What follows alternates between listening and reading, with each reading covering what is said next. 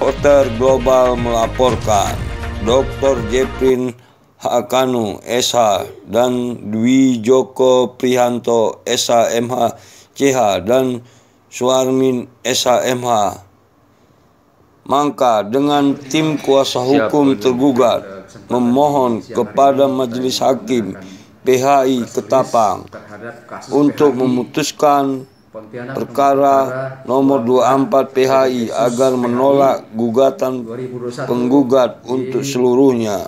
PN PTK Pontianak. Nah, kami atas nama kuasa hukum tergugat yaitu Mr. Oyang Ciyu selaku Direktur PT Fai Seyong Business Industry telah mengajukan jawaban di Pengadilan Hubungan Industrial PHI Pontianak pada tanggal 24 Agustus 2021 dengan nomor perkara 24 Petitus PHI 2021 PN PTK terhadap Saudara David Ringo yang beralamat di Jalan Brigjen Katamso BTN Villa Kayong Blok B 27 RT 03 RW 01 Desa Sukaharja, Kecamatan Delta Pawan, Kabupaten Ketapang, Kalimantan Barat, selaku Kepala Cabang PT Fai Seyong Business Industry di Ketapang, Kalimantan Barat sebagai penggugat. Bahwa dalam jawaban tergugat kami membeberkan fakta beberapa hal penting. Yang pertama, bahwa surat kuasa penggugat yang mengaku sebagai Direktur PT Fai Seyong Business Industry padahal yang benar adalah sebagai kepala cabang, bukan sebagai direktur. Sebab tidak pernah ada RUPS dan SK pengangkatan terhadap Saudara David Ringo sebagai Direktur PT Dr. Jeprin Hakanu, SHMH, kuasa hukum tergugat, meminta agar Majelis Hakim menetapkan bahwa hubungan kerja antara penggugat dan tergugat telah berakhir melalui PHK dan penggugat bukan lagi sebagai karyawan perusahaan dan mengikat secara hukum. Bahwa penggugat telah melakukan pelanggaran berat, yaitu sejak menjabat sebagai kepala cabang tidak pernah melaporkan keuangan perusahaan secara berkala, bahkan telah melakukan dugaan tindak pidana pemalsuan data OSS di BKPM. Akibatnya tergugat melakukan laporan pidana terhadap penggugat yang diduga telah melakukan tindak pidana penggelapan keuangan perusahaan dan pemalsuan dokumen atau identitas. Hal ini sesuai dengan bukti laporan perusahaan nomor 115 FBA 52/2001 tanggal 29 Mei 2001 di Polda Kalimantan Barat.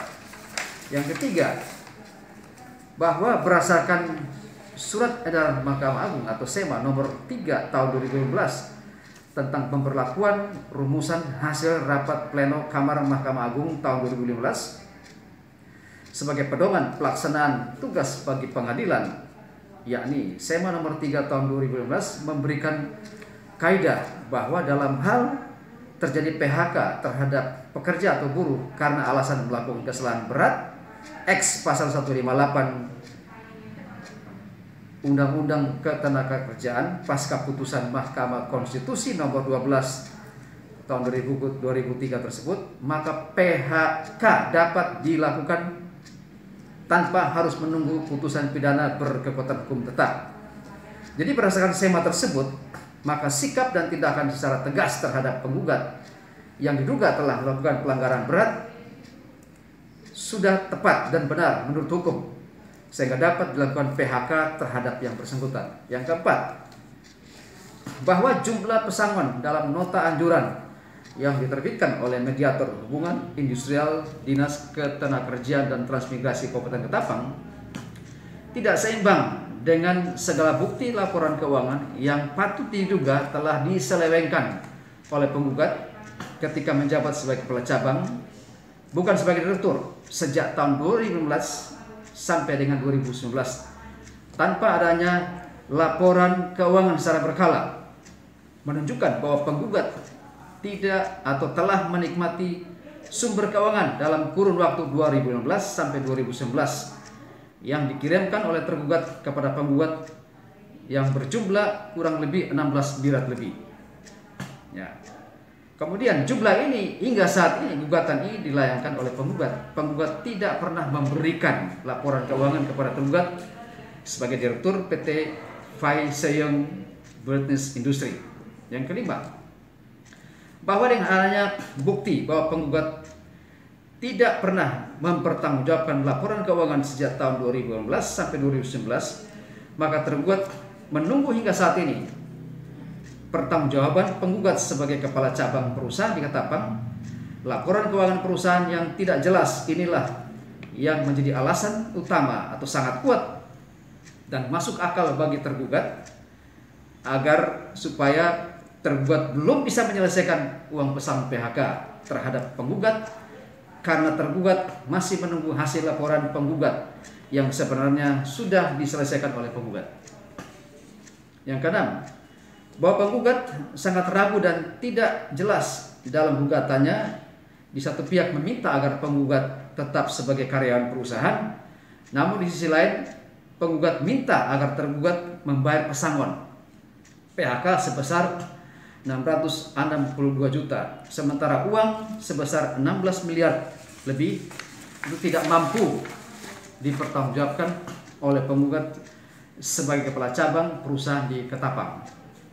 Berdasarkan hal-hal tersebut di atas, maka kami sebagai tim hukum dari tergugat memohon kepada Majelis Hakim PHI Pontianak agar berkenan kiranya memeriksa dan mengadili perkara ini dengan memutuskan sebagai berikut. Pertama, menolak gugatan penggugat seluruhnya, menyatakan dan menetapkan bahwa hubungan kerja antara penggugat dan tergugat telah berakhir melalui PHK dan penggugat bukan lagi sebagai karyawan perusahaan. Yang ketiga, menyatakan bahwa PHK yang dilakukan oleh tergugat sudah tepat atau sah dan mengikat secara hukum. Dan yang keempat, menyatakan bahwa penggugat berkewajiban untuk mempertanggungjawabkan laporan keuangan selama bekerja sebagai kepala cabang PT Fai Sejong Business Industry Ketapang, menghukum penggugat untuk tunduk dan melaksanakan putusan ini. Nah, berdasarkan hal-hal ini, kami minta supaya ada kesadaran dari pihak penggugat untuk lebih kooperatif daripada membuat hal-hal yang tidak sesuai dengan aturan hukum. Berlaku di luar aturan hukum seperti membuat berita-berita yang miring, berita-berita yang tidak benar, ingin merusak nama baik perusahaan. Kami ingatkan kepada pihak penggugat agar tidak main-main dengan pernyataan-pernyataan di luar pengadilan, karena itu bisa merusak dan kami bisa menuntut secara hukum kepada penggugat. Dwi Joko Priyanto, SHMH CH, tim kuasa hukum tergugat menjelaskan kepada wartawan. Yaitu Dr. Boy Kanu. Saya jelaskan bahwa proses persidangan, proses hukum saat ini sedang berjalan, yaitu kasus PHI Pontianak dengan nomor perkara 24/PDT sus PHI 2021/PN Pontianak. Kita sudah beberapa kali sidang ya untuk menjawab gugatan itu, dan kita juga sudah memberikan jawaban dan kita juga sudah menerima jawaban. Jadi kurang lebih sudah 3 kali kita sidang, dan minggu depan ini kita akan sidang kembali untuk pemeriksaan dokumen dan juga pemeriksaan saksi. Oleh karena itu, sebagaimana yang disampaikan oleh ketua tim tadi, Dr. Boy Kanu, ini sedang dalam proses persidangan, dan kami tetap mengingatkan untuk tetap mengikuti aturan yang berlaku di negeri ini, sehingga kita tidak saling memberikan suatu pendapat yang akhirnya merusak nama perusahaan itu sendiri. Dan harapan kami, hal-hal yang sudah dalam proses ini untuk senantiasa dihargai. Kita memberikan kesempatan kepada majelis hakim yang terhormat untuk memutuskan perkara ini terkait dengan masalah-masalah pokok-pokok perkara tadi sudah disampaikan juga oleh Dr. Boykan. Jadi